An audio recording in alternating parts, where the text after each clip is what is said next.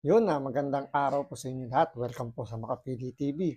Ngayon po, dito pa rin po sa issue po nung pagpirma po ni Pangulong Bongbong Marcos dun sa GAA, kahit na yung BICAM report, maraming nakitang blanco si Pangulong Duterte.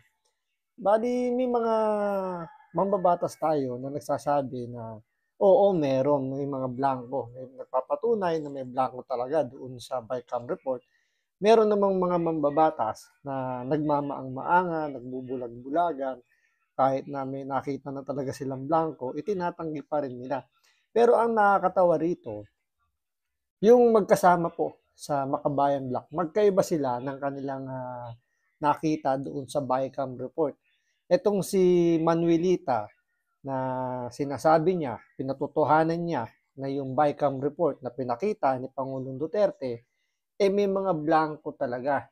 Pero itong kasamahan niya, itong kabeshi niya na si Brosas, itinatanggi na merong blanco doon sa BICAM report. So parang hindi nag-uusap tong dalawan to or kaya talagang meron tong pinaplano na namang mga kababalaghan itong mga kaliwa, kaliwete, mga sympathizer po ng NPA. Talagang ang layunin lang talaga nito is manggulo lang talaga sa gobyerno natin dahil ah, pinatutunayan na nga ni Manuelita na meron, pero siya wala. So, kumbaga nagkakaroon na ngayon ng parang takipan, parang ganun yung nangyayari.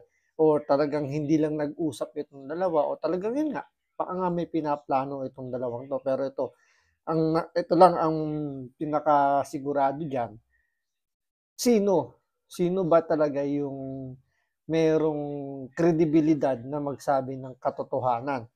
Yung mga talagang may hawak ng kopya. Kasi mamaya meron po tayong i-discuss din na si Congressman Ungab, nagpakita siya ng ebidensya na yung hawak nilang dokumento is galing talaga sa House of Representatives. In-email sa kanila, andun yung PDF file. So, kumpleto po talaga yung kanilang hawak na dokumento na magpapatunay talaga. At pinatotohanan din naman ni Senator Amy Marcos na meron siyang nakitang mga blanco doon sa BICAM report. Pero ito siyempre para mas maging malinaw po yung ating maging kwentuhan dito, panoorin po natin itong balitang to na itinatanggi nga po ng isang miyembro ng Makabayan Black. So, sympathizer po ito. Itinatanggi niya. So, taliwas po dun sa sinasabi ni Manuelita na meron siyang nakita. So, ito, panoorin muna natin itong balitan to. Pero syempre, bago ang lahat, kung hindi ka pa nakasubscribe sa Makapili TV, baka pwede naman pakipindot po muna yung subscribe button. At the same time, palike na rin po ng video, wala naman pong bayad yan. At isa pa po, meron na rin po tayong channel sa TikTok. Baka kung madalas po kayong mas babad sa TikTok, pwedeng pakipollow naman po ang ating TikTok account na Makapili TV. At the same time, pa-heart na rin po ng video. Wala rin naman bayad. Kaya pindot na. So ito, panoorin po natin itong pagtanggi o yung pagkontra nito ni Brosas kay Manuelita tungkol do sa blank item doon sa BICAM report. Hindi naniniwala si Gabriela Party List Representative Arlene Brosas sa paratang ni dating Pangulong Duterte na blank item sa 2025 budget. Si Senadora Amy Marcos naman, itanong na lang daw sa ibang senador ang kababalaghan sa pondo. Nasa frontline ng balitang yan si Mean Los Baños. Hindi pumirma sa BICAM Committee Report ng 2025 National Budget si Senadora Amy Marcos. Kaya sa issue ng umano'y 13 blank items sa budget na pinalutang ni dating Pangulong Rodrigo Duterte, ito ang sagot niya. Tanong na lang ninyo sa ibang senador kung anong kababalaghan kung meron niya. Ang akin, Ito lang nakakainis dito kay Senator Amy Marcos. No? Hindi mo siya maintindihan kung tinutulig sa ba niya or bumaba na sa administrasyon o nag-iiwas pusoy siya. Dahil siyempre, dala niya yung pangalang Marcos at alam naman natin, ito ay tatakbong bilang senador ulit.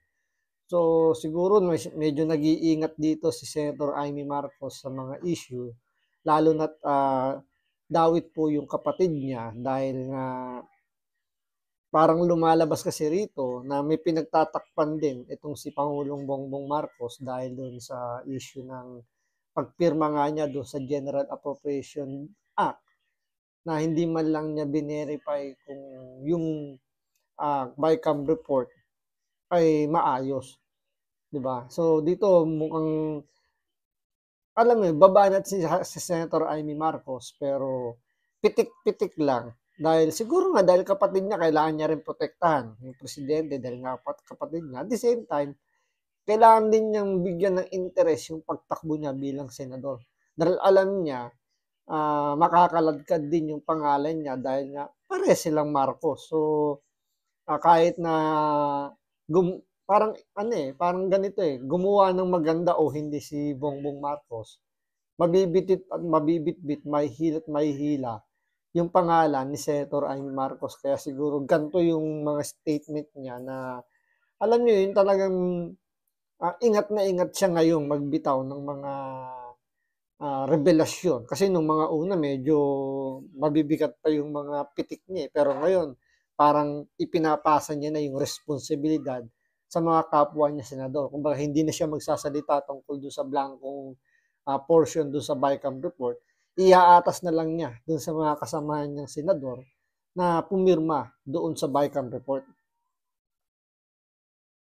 Nag-privilege speech na ako, tapos sinabi ko na yung nakita ko na mga problema at matapos nun, hindi na ako pumirma.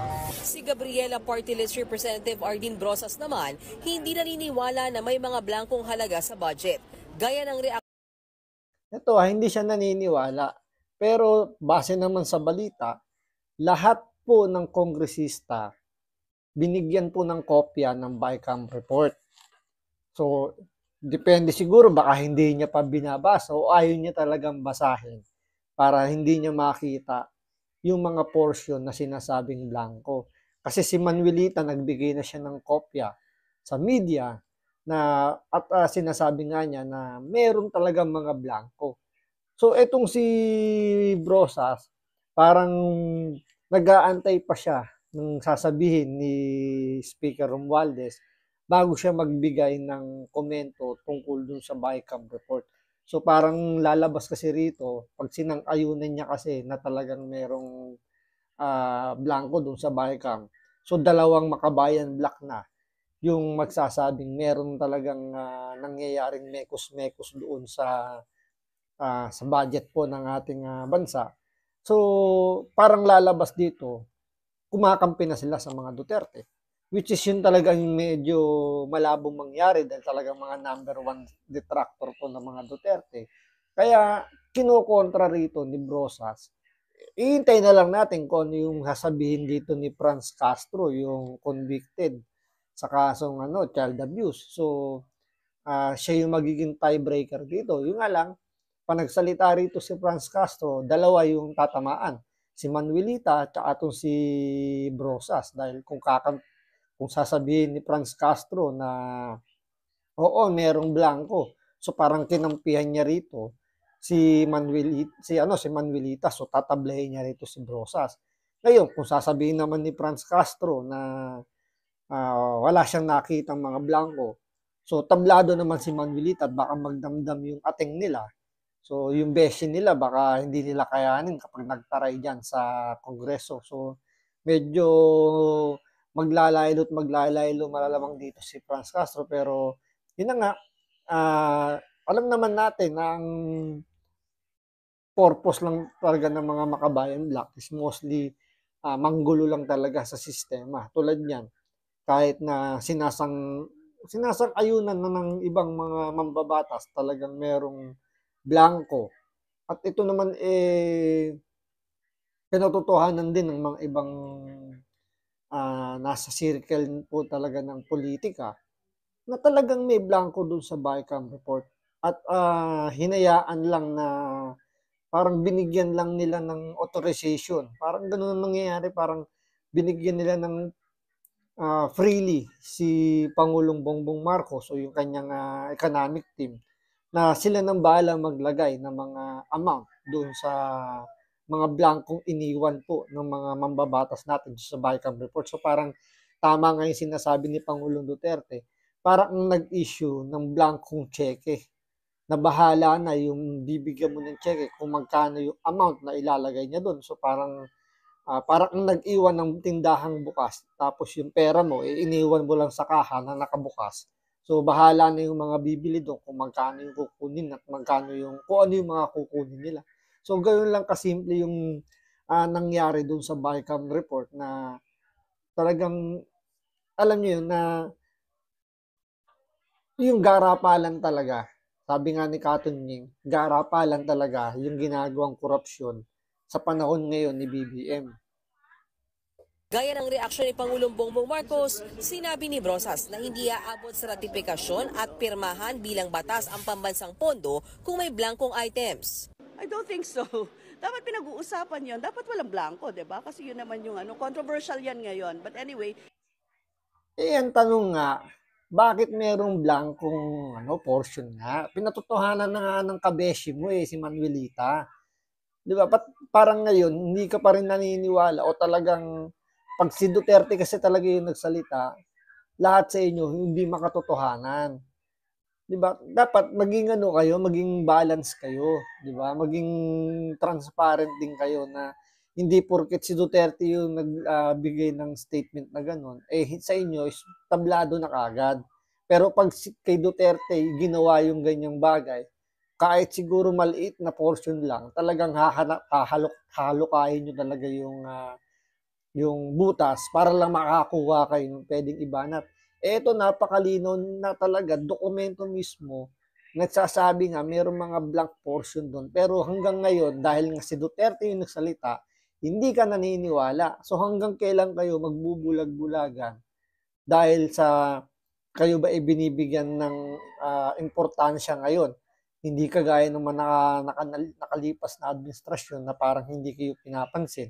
Since ngayon, nabigyan kayo ng konting atensyon, parang ito na ba yung bayad ninyo doon sa binigay na atensyon sa inyo ng gobyerno o yung administrasyon ni Bongbong Marcos? Anyway, we will look into it, pag-aralan din namin sa Makabayan kung ano yung mga ito na binabanggit. Nauna nang tinawag na fake news ng Malacanang ang paratang ni Duterte. Depensa ng kampo ng dating Pangulo, legal na opinion lang ito ni Duterte. Nagbabalita mula sa front. So, yun naman, lahat naman kasi meron namang di ba, legal opinion. Ang problema lang kasi dito kay Pangulong Bongbong Marcos, masyado siyang naniniwala, masyado siyang kampante sa mga nakapaligid sa kanya. Hindi lang siguro kay Martin Romualdez, si speaker, pero sa lahat ng mga nakapaligid sa kanya, masyado siyang nagtitiwala. To the point na hindi niya na nakikita na pinagsasamantalahan na siya. Pinagsasamantalahan na yung kanyang kahinaan, yung kanyang kawalang alam kung paano magpalakad ng gobyerno. Kaya nga yung sinasabi ni VP Sara na hindi marunong magpalakad ng gobyerno ito si BBM, ito na yung patunay na hindi marunong talaga magpalakad si BBM ng bansa.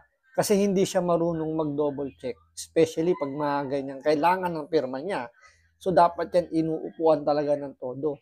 Kahit na sinabi niya rito na